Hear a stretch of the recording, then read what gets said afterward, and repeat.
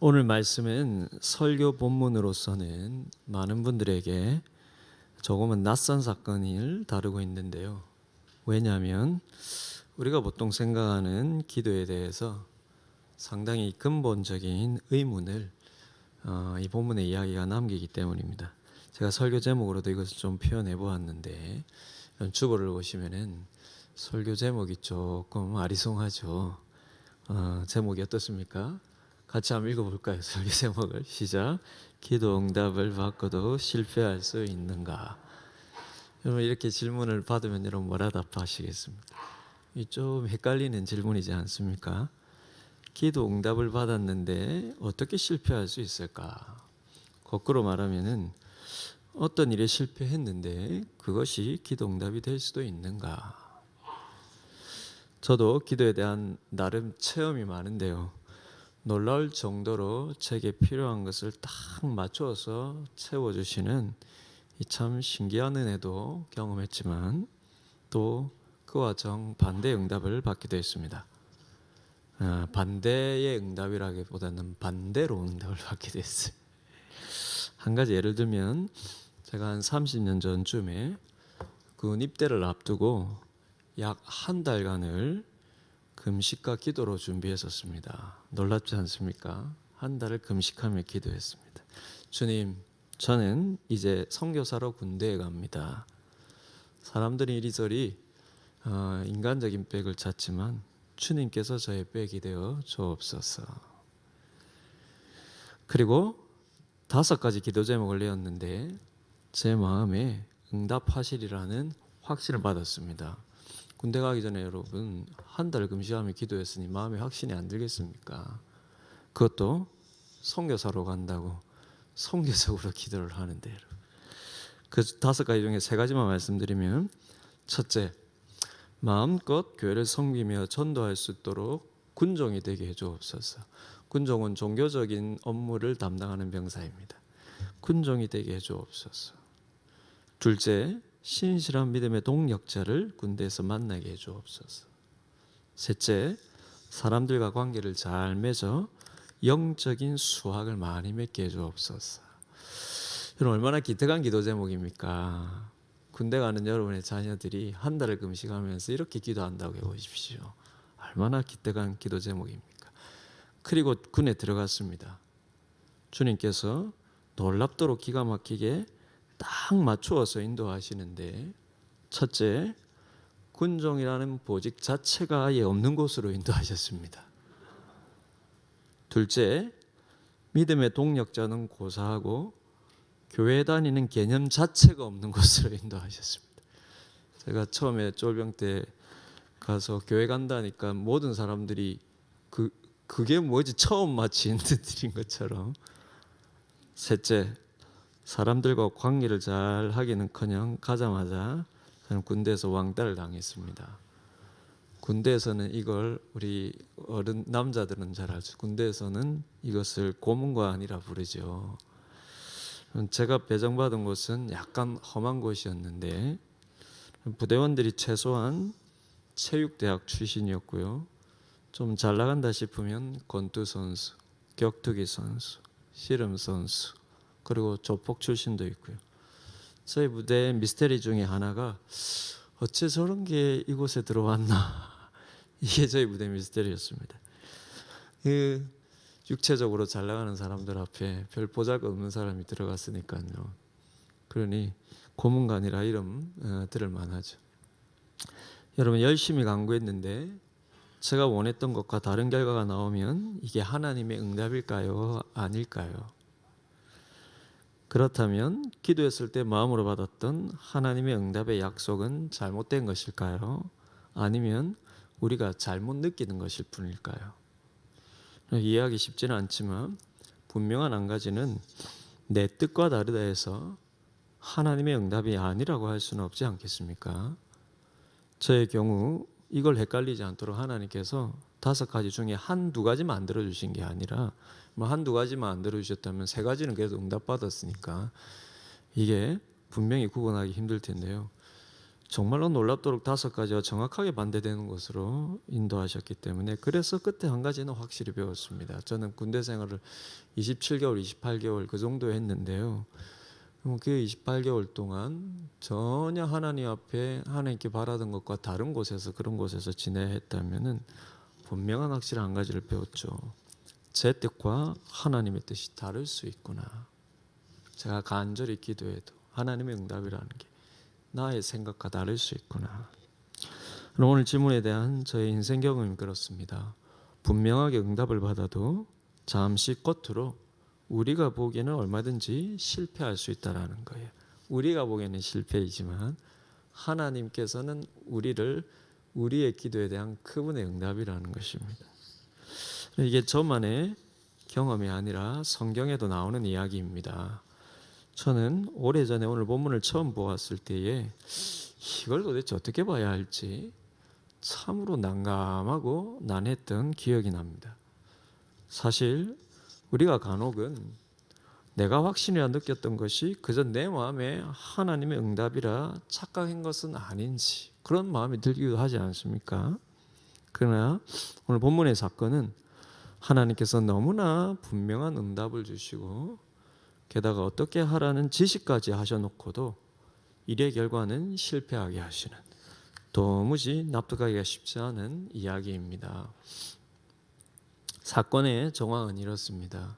그러면 이 사건은 사사들이 통치하던 시절에 일어났는데, 그럼 사사기 19장부터 시작되는 이 이야기의 발단은 길어서 앞부분을 제가 생략하고 오늘 본문을 읽었는데요. 이 사건의 발단은 한 레위인과 그의 첩의 이야기로부터 시작이 됩니다. 부끄럽게도 이 레위인의 첩이 음행을 한 연고로 집을 떠나서 친정으로 돌아가게 되는데, 그럼에도 이 레위인이 그녀를 다시 그 친정에서 데리고 오게 됩니다. 그런데 그 먼 길이었거든요. 그런데 오는 길에 12지파 중에 베냐민 지파에 속한 기브아라는 지역에서 하루를 유숙하려 하는데 그를 맞아주는 사람이 없고 딱 한 노인만이 그를 영접해 주었습니다. 베냐민 지파는 유다 지파 위에 있는 예루살렘 그 위쪽이 이제 베냐민 지파인데요. 거기에 기브아라는 지역에 지나는 중에 하룻밤을 유숙하려는데 딱 한 노인만 받아주는 거예요. 그런데 그때 그 성읍의 불량배들이 그 집을 에워싸고는 노인에게 이 레위인을 끌어내라고 소동을 벌입니다. 그때 그러면서 그들이 하는, 그 불량배들이 하는 말이 우리가 그와 관계하리라.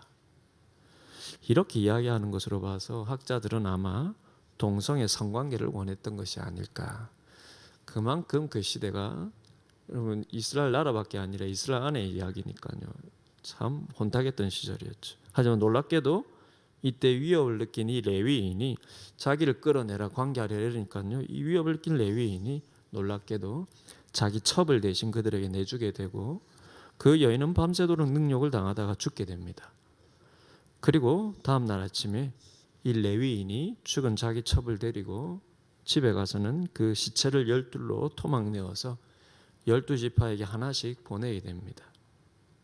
그러자 이 엽기적인 사건으로 인해서 그 기브아 사람들이 속한 베냐민 지파를 빼고 이스라엘의 모든 지파들이 일제히 미스바에 모여서 이 끔찍한 사건에 대한 논의를 하게 되고 그 결과 베냐민 지파에게 이 범죄자들을 내어줄 것을 요구하게 됩니다.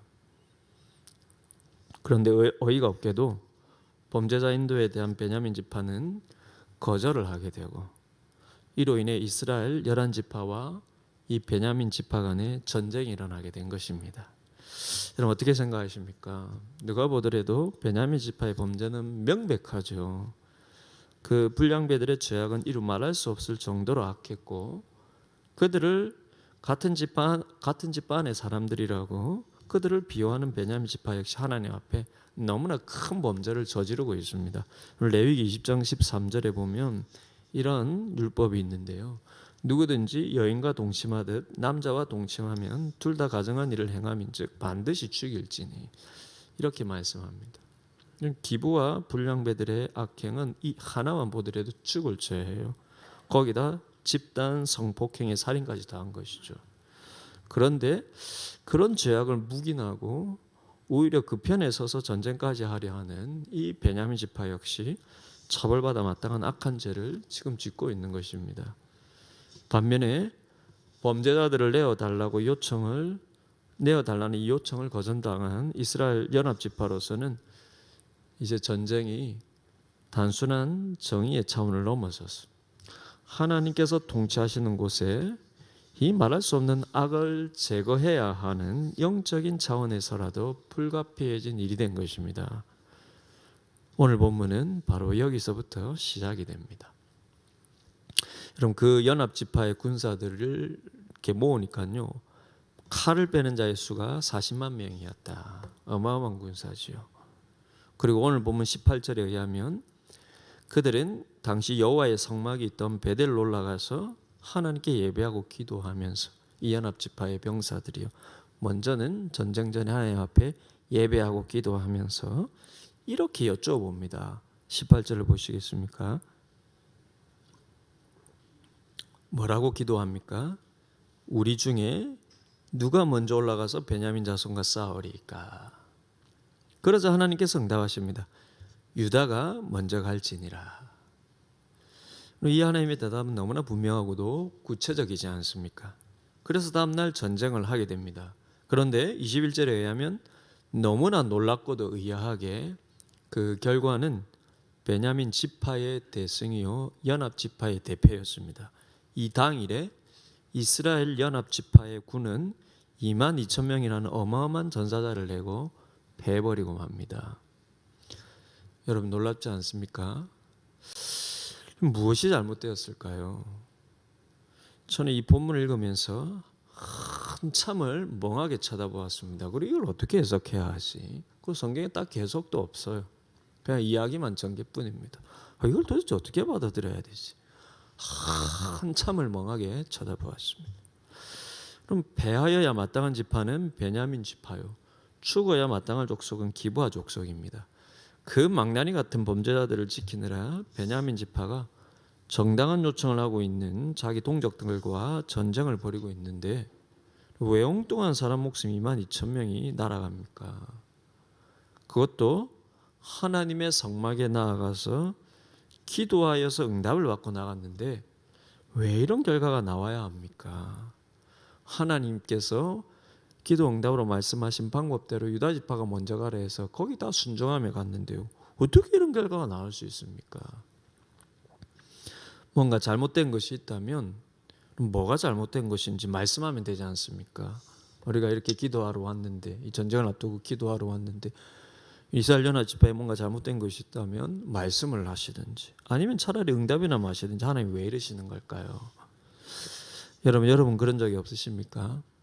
간절히 기도하고든 응답이라 생각했는데 그것도 마음으로 확신도 주시고 말씀으로도 확신을 주셨는데 오히려 기도하기 전보다 더 엉망이 된 것 같은 좀 그런 일은 없으셨습니까? 처음에는 주신 해답이라 여기고 일이 잘 풀리는 것 같았는데 점점 엉뚱하게 꼬여가고, 차라리 안 주신 것만도 못한, 차라리 기도 응답해 주시지 않은 것만도 못한, 그래서 이러지도 못하고 저러지도 못하는 그런 상황을 여러분 경험하신 적은 없으십니까?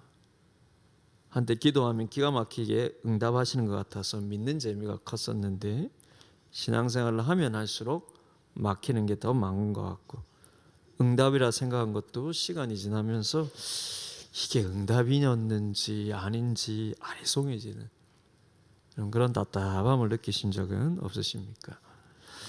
그럼 지금 이스라엘 연합 지파에겐 무엇이 문제였을까요?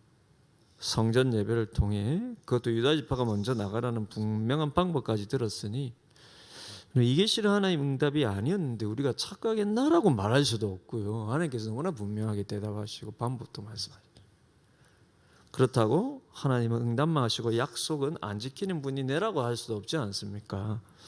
그렇다면 하나님 문제가 아니고 그들의 기도가 문제일 수 있는데 무엇이 잘못되었을까요? 그들의 기도의 정성이 부족해서일까요? 아니면 잘못된 것을 구하거나 잘못된 방법으로 기도했을까요? 오늘 보면 아무리 봐도 그런 것은 문제가 아닌 것 같습니다. 그럼 무엇이 문제였을까요? 제가 보기에는 그들의 기도의 질문에는 이미 그들 스스로 내린 결론과 답이 다 정해져 있었다는 것입니다. 그럼 그들의 기도와 하나님께 간구한 요청에는요, 형제들과의 전쟁에 대한 깊은 고민과 통찰이 없었어요. 18절에 보시면 그들이 하나님께 예배하면서 물을 때 첫 마디가 어떻습니까? 이 기도의 첫 마디를 보면요, 그들의 기도의 태도가 나옵니다. 그럼 우리의 기도의 내용을 보면은요, 우리가 하나님을 어떻게 대하는지가 나와요. 그들의 기도의 첫 문장을 보시죠. 18절에 그들이 하나님께 뭐라고 첫 마디를 내뱉습니까? 우리 중에 누가 먼저 올라가서 베냐민 자손과 싸우리까? 이미 전쟁이라는 결론을 내리고 하나님께 묻는 겁니다. 그럼 어떻게 해서 형제 지파가 이 지경까지 되었는지, 영적인 공동체에 같은 지체들에게 생긴 이 문제에 대한 하나님의 마음과 뜻은 어떠한지, 그분의 입장에서 마음 아파하며 통찰하려는 노력은 전혀 없습니다. 그들은 자비와 이 연합지파 여러분, 그들은 자비와 긍휼의 마음보다는 이 표현이 정확할 겁니다. 마치 가나안 이방 민족들을 점령하러 가듯이 심판자로서 이미 정해놓은 답과 결론을 가지고 하나님께 묻는 거예요. 이 형제 지파에 대하면서요. 여러분, 정해진 답을 가지고 묻는 질문은 살아있는 관계가 아니죠. 그것은 율법적인 기도와 같은 것입니다. 정해진 답을 마음에 품고 하는 기도는 자신의 신앙적인 열심과 기도에 공로를 내세우며 하나님을 그 답으로 몰아가는 기도일 뿐입니다. 여러분, 바리새인의 기도와 금식이 꼭 이와 같았습니다. 여러분, 누가복음 18장을 보시면 주님께서 바리새인과 세리의 기도를 비교하시는데 누가복음 18장 9절에서 이렇게 그 이야기를 시작을 합니다. 누가복음 18장 9절인데 같이 한번 읽어볼까요? 시작. 또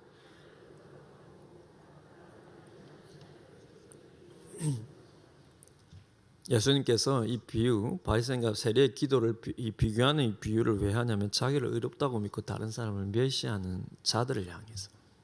그리고 11절에 보시면 이 자기를 의롭다 여기고 다른 사람들을 멸시하는 그 대표로 나오는 바리새인들이 이렇게 기도한다는 것입니다.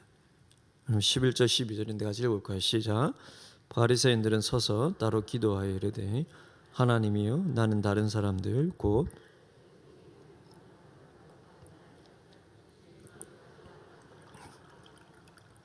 난 일회에 2번씩 금식하고 또 소득의 11조를 드리나이다.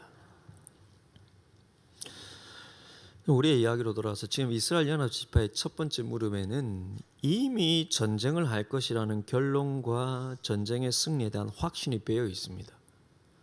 형제 베냐민 지파를 심판하는 자들로서 그들의 기도에는요, 베냐민 지파 죄인들과는 다르게 자신들은 의로운 자라는 의식이 깊이 깔려 있는 거예요. 마치 바리새인들이 세리를 보면서 우리는 하나님 앞에 의로운 자, 우리의 기도는 그렇기 때문에 의로운 기도이기 때문에 하나님이 우리의 기도는 당연히 우리의 뜻대로 들어줘야 한다라고 이런 기도하는 태도가 그렇듯이,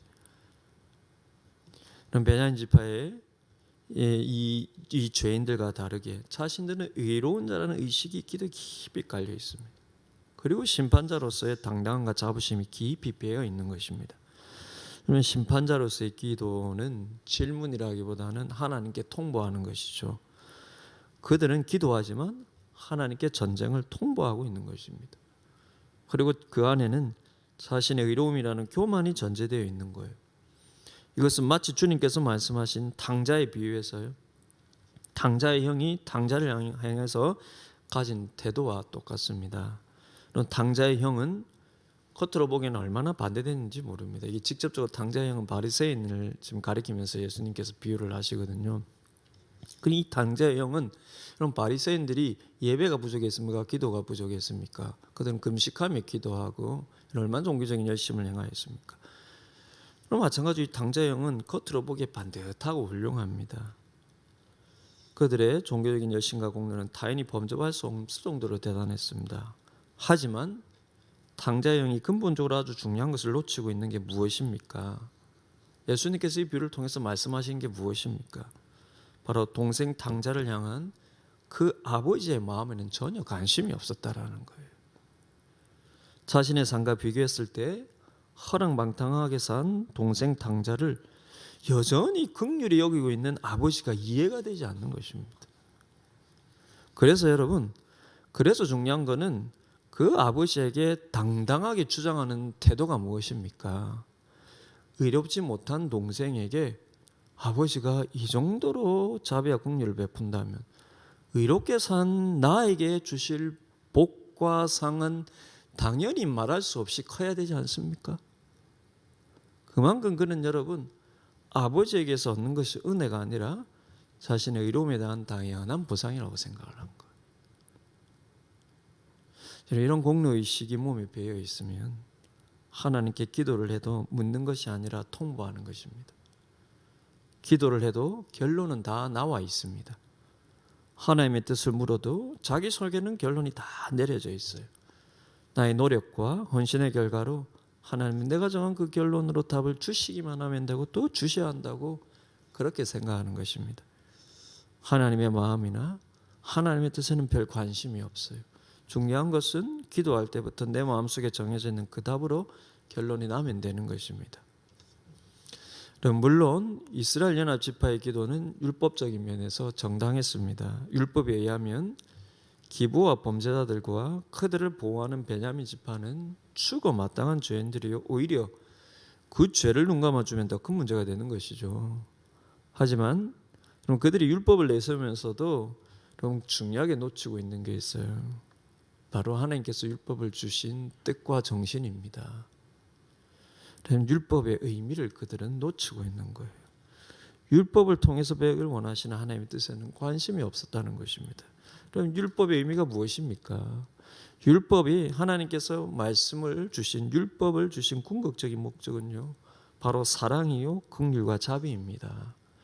율법을 통해 하나님께서 그분의 백성들에게 원하시는 삶의 태도는 하나님을 사랑하고 동료 인간을 사랑하는 마음입니다. 그래서 예수님께서도요, 우리가 하이델베르크 공부에서 약간 언급을 드렸듯이 예수님께서도 구약의 온 율법을 두 가지로 요약하시지 않으셨습니까? 하나님을 사랑하고 또 이웃을 내 몸과 같이 사랑하는 것입니다. 따라서 심판도 비판도 이 안에서 이루어져야 하는 겁니다. 심판도 비판도 이를 위해서 이루어져야 하는 것입니다. 그러니 이스라엘 연합지파가 이해할 수 없는 너무나 의아한 첫 번째 큰 실패를 통해서 깨달아야 했던 것이 무엇이겠습니까? 형제를 사랑하는 마음을 잃고 형제를 긍휼히 여기는 마음을 잃은 채 판단하고 심판하기에만 급급한 그들의 이기적인 마음을 그들은 깨달아야 했던 것입니다.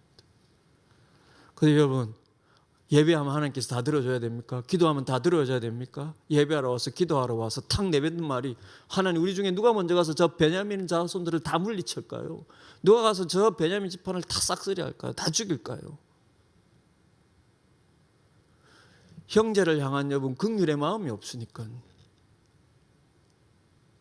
하나님께서 이 12지파까지 온전히 합쳐서 하나님의 백성으로 묶어두셨는데 그 중대한 범죄 앞에 회개하지 않는 그들, 그럼 그들은 마땅히 심판을 받아야 되지만 그럼 그 범죄를 회개하지 못하는 그들을 향하여서 안타까워하지 못하는, 마치 그리고 여러분 탕자를 향해서 그 아버지가, 그럼 탕자가 여러분 그 삶이 여러분 잘난 구석이 있어서 아버지가 여러분 사랑했습니까? 잘난 구석이 없음에도 불구하고 여러분 여전히 자기 자녀이고 자기 백성이기 때문에 하나님께서 그 탕자가 돌아오기를 기다렸는데 그런 건 아버지의 마음에 관심이 없었다라는 것입니다. 이 하나님께서 여러분 이 너무나 심판자로서 당당하게 여러분 기도하는 그들의 모습에서 이것을 깨닫기를 원하신 것입니다. 그래서 여러분 이 실패를 통해서 이스라엘 연합지파는 정말 낮아지고 겸손해진 마음으로 하나님께 나아가서 다시 묻게 됩니다. 그리고 이때야 비로소 그들의 질문이 바뀌게 됩니다. 정해놓은 답을 가지고 물었던 물음에서 내용이 달라진 거예요. 기도의 방향이 달라진 것입니다. 더 정확하게는 하나님께서 이 문제에 대해 묻는 질문의 방향이 바뀌게 된 겁니다. 즉 이 심판이 과연 정당한가? 우리가 형제를 심판하는 것이 정당한가? 이런 본질적인 질문으로 돌아가서 묻게 되는 것입니다. 형제가 비록 죄를 지었지만 하나님을 벗어나고 하나님의 뜻을 벗어나 있는 것을 안타까워하는 마음을 가지기 시작한 것입니다. 그래서 여러분 18절을 보시면은 첫 번째 기도에서는 여러분 이게 어디서 나타나냐면 첫 번째와 두 번째 기도를 비교해 보면 나타납니다.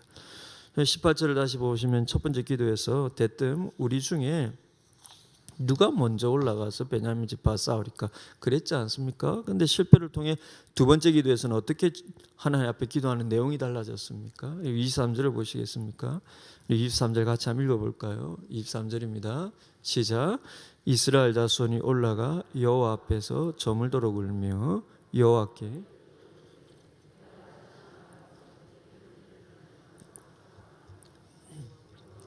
말씀하시되 올라가서 치라 하시니라. 그럼 어떻게 달라졌습니까? 내가 다시 나아가서 내 형제 베냐민 자손과 싸우리까. 처음에는 여러분 우리 중에 누가 가서 먼저 베냐민 자손을 칠까요? 이랬는데 두 번째는 겸손해진 마음으로 내가 다시 나아가서 내 형제 베냐민과 싸워야 합니까? 하나님, 형제와 전쟁하러 가는 것이 맞습니까? 우리가 형제와 전쟁을 하러 가야 합니까? 그것도 날이 저물도록 울면서 하나님께 기도하며 다시 묻는 것입니다. 마음이 낮아진 것이죠. 겸손해진 것입니다. 형제를 향한 심판자로서의 마음이 꺾이게 된 것입니다. 이들의 싸움이 정당한 것인지 정말 싸우는 것이 맞는 것인지 더 근본적인 질문을 하게 되는 것입니다.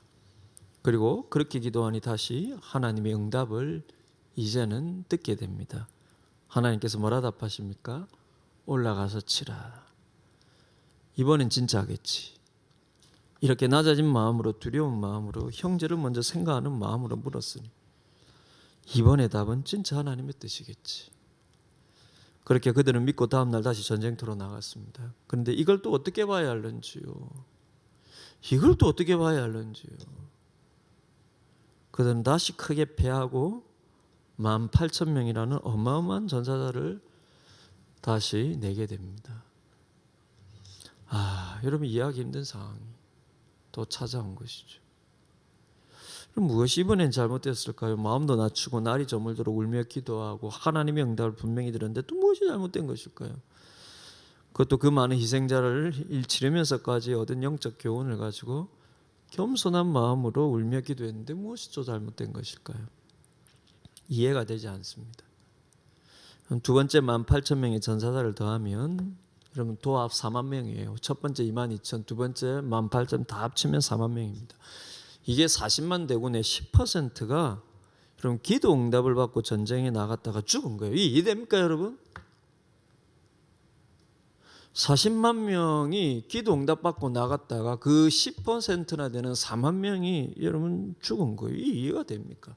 도대체 얼마나 중요한 영적인 교훈이 있길래 악한 자들은 저렇게 살리시고 그것도 승리케 하시고 기도에 응답받은 자들 4만 명이나 죽이시는 것일까요? 무엇이 잘못된 것입니까? 이스라엘 연합지파에 무엇이 문제였을까요? 그러면 첫 번째 실패를 통해서 이제는 질문도 기도의 내용도 제대로 된 것 같은데 28절을 보시면 실제 다음 세 번째 기도의 내용은요 두 번째 기도의 내용과 달라진 것이 없이 똑같습니다. 28절을 보면 뭐라고 기도합니까?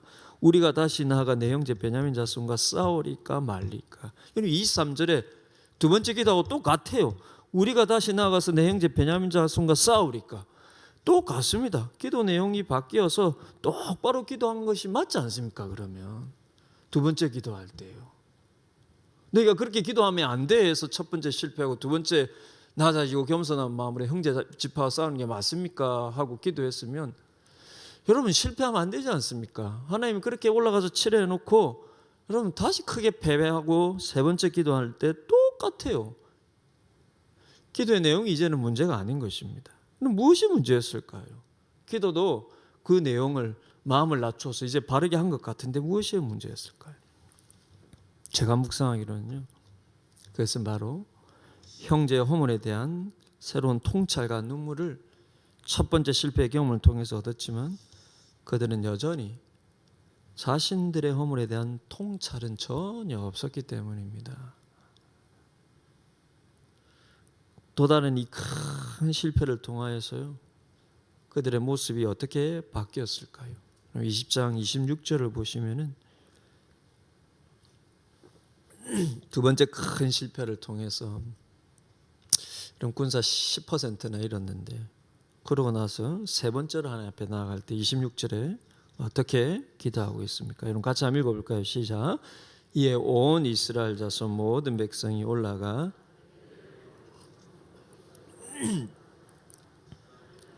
금식하고 번제와 화목제를 여호와 앞에 드리고, 그리고는 아까 말씀드린 대로 두 번째 똑같은 세 번째 기도의 내용으로 다시 그렇게 기도하게 됩니다. 그런데 무엇이 달라졌을까요, 여러분? 바로 형제 허물이 아닌 자신의 허물을 그제서야 보게 된 것입니다. 첫 번째 실패를 통해 형제 자매에 대한 우리의 심판이 정당한가라는 질문을 하나님께 받게 되었다면, 이제 이 두 번째 실패를 통해서는 한 걸음 더 나아가 나는 과연, 우리는 과연 그들의 심판할 자격이 있는가라고는 더 본질적인 질문을 하나님부터 받게 된 거예요. 목사님, 그렇다고 그것 때문에 4만 명이 죽는 것은 너무하지 않습니까? 우리가 그 뜻을 다 헤아릴 수는 없겠지만 하나님께서 그때 이 많은 희생을 통해서까지라도 이것을 깨닫게 하시는 분명한 한 가지 이유는 있습니다. 하나님께서 이렇게 할 수밖에 없는 분명한 한 가지 이유는 있습니다. 그럼 그때가 어느 때였습니까? 그때는 사사기 말엽이었습니다. 그럼 이 사사기는요, 영적으로 암흑기와 같아요. 근데 이 사사기의 말엽은 암흑기 중에서도 암흑기입니다. 그러면 그야말로 온통 영적으로 캄캄한 시대였고, 따라서 도덕적으로도 엄청 타락하고 혼란하였던 시기입니다. 이스라엘의 밖에 아니라요, 하나님의 백성들이에요. 모두가 자기의 유익을 위해 하나님의 말씀을 저버리거나 왜곡해서 믿으면서 신앙의 형식은 유지되고 있던 시기였어요.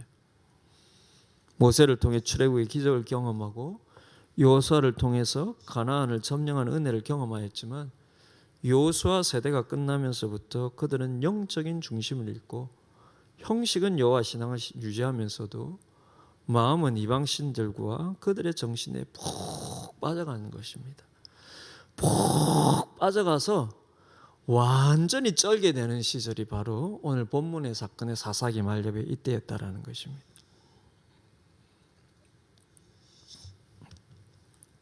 그래서 하나님께 여러분 예배하고 기도하는 형식은 다 남아있어요.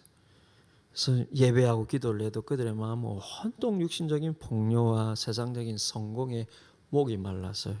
그럼 육신적으로 풍요롭고 세상적으로도 성공하는 게 여러분 잘못됐으면 그게 아니죠. 그렇지만 그것을 위해서는 수단 방법 가리지 아니하고 하나님의 말씀을 여러분 눈 감고 거기에 목말라서 여러분 그것을 추구하는 데만 목이 말라있다. 그리고 그것을 위해서 하나님을 대하였다. 그런 시대였다는 것입니다. 겉으로는 하나님께 예배하는 듯해 보여도 속으로는 하나님의 뜻과 마음에는 관심이 없습니다. 오직 자신의 성공에만 목말라 있는 거예요. 하나님을 어떻게 믿어야 하고 하나님께서 원하시는 삶이 무엇인지, 인생을 향하신 하나님의 뜻이 무엇인지, 그리고 하나님께 주시려는 참된 축복이 무엇인지, 그분이 주시는 변함없는 은혜와 평강이 무엇인지, 여러분 하나님 중심에서 물어야 할 이런 질문들은 모두 사라진 채 오직 이 땅 위에서 더 가지고 싶고 더 누리고 싶고 남들보다 더 소유해야 되고 남들보다 더 높은 자리에 돼야 되고 남들을 밟고서라도 더 큰 걸 얻어야 되고, 그 욕망이 하나님을 이방신 대하듯이 대하고 있던 시절이 그때였다는 것입니다. 그러면 사사기에 등장하는 마지막 사사인 삼손의 모습을 보십시오. 그러면 사사기 시대의 마지막은요, 이스라엘의 구원자로 부름받은 자들조차 영적으로 타락하고 무감각하였던 시대입니다. 성적으로 타락하고 도덕적으로 무너지고 영적으로 무시하고, 그걸 대표적으로 보여주는 게 마지막 사사기의 마지막 사사인 삼손이지 않습니까? 영적인 지도자로 부름받았는데 영적으로 눈이 멀어가고요. 그러면 도덕적으로 누구보다 더 타락하여 갔고요. 그러면서 하나님의 뜻을 도무지 분간할 수 없었다. 여러분, 그러니 무엇이 여호와 앞에서 범죄인지, 누가 죄인인지, 분간할 마음도 분간할 능력도 모두 잃어버린 영적으로 암흑과도 같은 어두웠던 시대였다는 것입니다. 그럼 사사기를 보시면은요, 여러 사사들의 이야기를 소개한 후, 즉 마지막 삼손의 이야기가 끝이 나고요, 그 다음 부분 보면은 그 사사기 끝 부분에 계속해서 사사들의 이야기로 이렇게 이루어지지 않습니까? 근데 그 마지막 사사 이야기가 삼손이고요. 그리고 그 뒤에 마치 별책 부록처럼 부록으로 두 가지 사건이 나옵니다. 두 가지 에피소드가 나와요. 그런데 이 두 가지 모두 당시의 종교 지도자들과 관련된 사건들입니다. 그만큼 심각했다는 것이죠. 그럼 첫 번째 사건은 제사장이 연루된 사건이고, 두 번째 사건은 레위인에게서 시작된 이야기입니다. 그럼 오늘 본문에 해당하는 이 두 번째 에피소드에 등장하는 레위인의 이야기, 여러분 구성이 그렇게 되어 있는 것입니다. 그 두 가지 에피소드 중에 두 번째 이야기. 근데 이 두 번째 에피소드에 등장한 레위인은 여러분 돌아보면 종교 지도자였음에도 불구하고 누구를 두고 있습니까? 종교 지도자였음에도 불구하고 첩을 두고 있고요. 그가 목숨의 위협을 받을 때는 정작 그 첩을 자기 대신 불량부들에게 내어주고요. 그러고는 그들에게 보복하고자 하는 마음으로 그 첩의 시신을 12조각으로 잘라서 모든 지파에게 보낸 것입니다.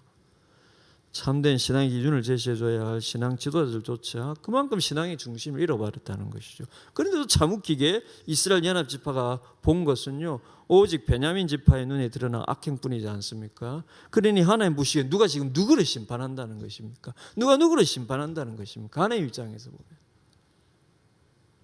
오늘 본문의 사건 앞서서 첫 번째 에피소드의 이야기는요, 레위인보다 더 중요한 영적인 직임을 받은 한 제사장이 돈을 따라 자신의 직분을 이용하는 이야기입니다.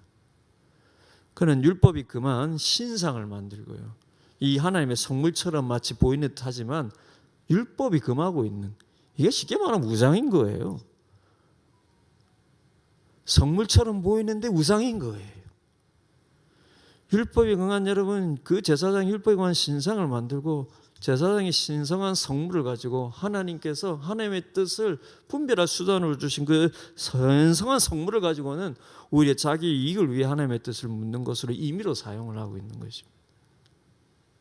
마치 점쟁이가 점치듯이 하나님의 성물과 제사장이라는 거룩한 직분을 이용하고 있는 것입니다. 이 이름과 형식만 여호와 신앙이지 내용은 이방 종교와 다를 것이 전혀 없던 시대였다라는 것입니다. 하나님 이름을 사용하고 하나님께 주신 예배와 기도의 형식을 사용하였지만 하나님의 방법이 아닌 자신의 방법으로, 하나님께 주신 권한이 아닌 자신의 권한으로, 하나님의 뜻이 아닌 자신의 뜻으로 하나님의 이름을 팔고 있었다는 것입니다. 심지어 제사장들까지요. 그러니 그게 그 시절 그만큼 일반 백성들에게는 얼마나 그 정신이 이런 깊이 절여 있겠습니까? 그리고 오늘 본문의 이스라엘 연합집회의 기도에는 이런 이방적인 기도의 모습이 담겨져 있는 것입니다. 그러니 그들의 기도에는 하나님을 경외하는 마음보다는 자신들의 종교적인 행위로 마치 자신들이 당연하고 떳떳하게 자신의 뜻대로 응답을 받아야 하는 것이냐, 마치 자신의 권리를 찾는 것이냐, 마치 자신들의 뜻에 하나님이 맞춰줘야 하는 듯이 형식만 신앙이지 내용과 정신은 모두 세상적이었다는 것입니다. 그럼 두 번째 실패를 통해서 이스라엘 백성들은 그럼 두 번째와 똑같은 세 번째 질문을 하게 됩니다. 하지만 그 전에 드디어 금식을 하면서 번제를 드리고 화목제를 드립니다. 두 번째는 여러분 비록 울면서 기도하지만 그 울면서 기도하는 건 당연하게 생각했던 승리가 패고, 여러분 형제들이, 여러분 이웃이 같이 전쟁에 나갔다가 죽은 사람이 2만 2천이가 얼마나 가슴 아팠겠습니까? 그런 마음에서라도 울면서 하나님 뭐가 잘못했습니까? 이래 물었겠죠. 근데 이 세 번째 기도하러 나올 때는요, 거기서 한 가지가 더해집니다. 바로 울며 금식하면서 뭐가 더해집니까? 번제를 드리고 화목제를 드리는 거예요.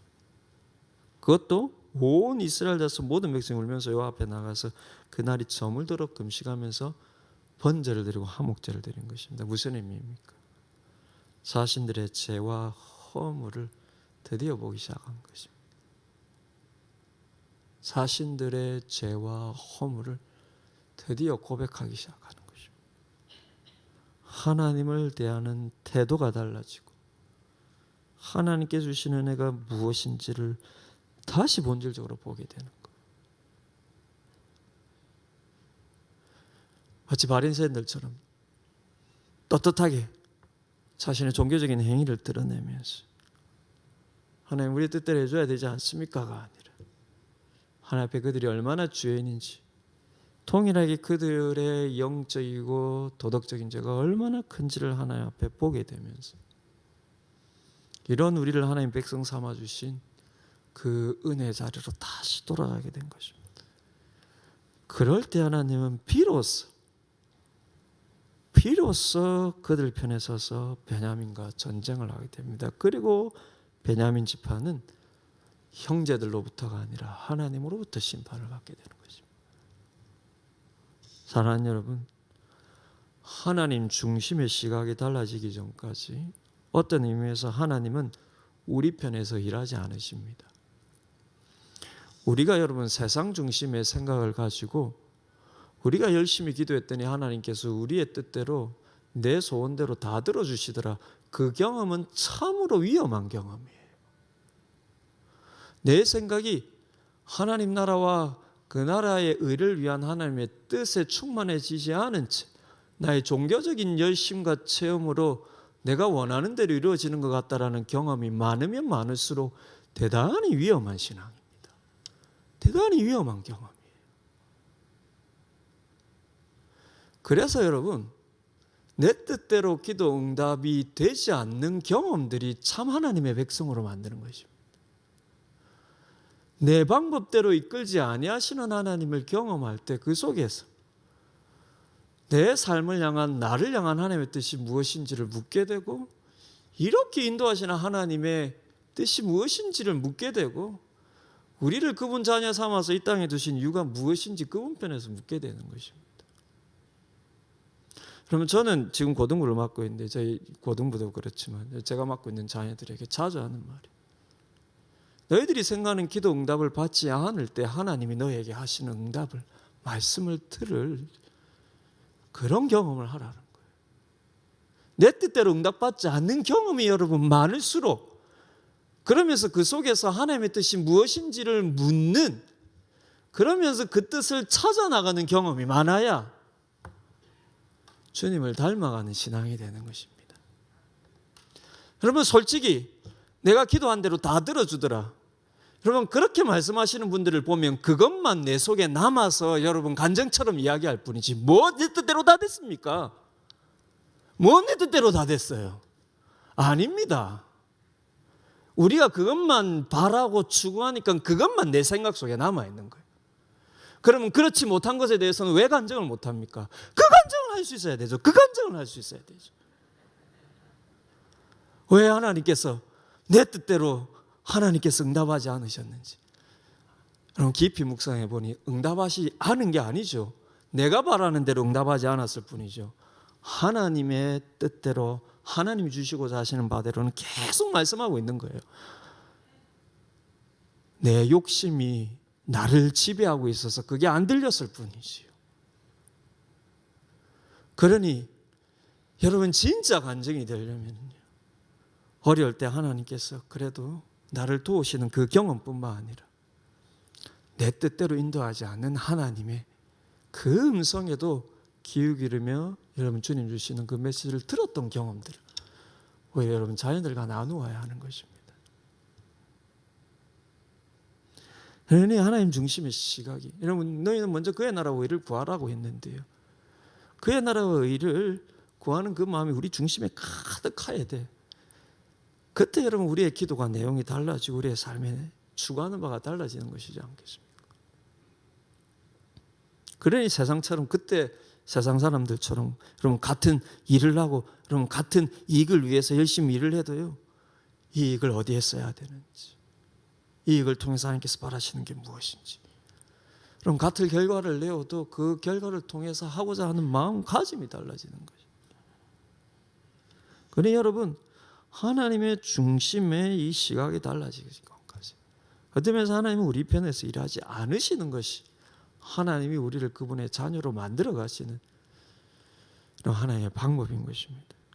좀 하나님에게 중요한 것은 하나님을 위한다고 생각하는 우리가 만들어내는 결과가 아니에요. 내가 하나님 위해서 우리가 이런 일을 합니다. 이런 결과를 주셔야 되지 않겠습니까? 하나님 뭐가 아쉬워서요? 그거 없으면 영광을 못 받으시는 분이십니까?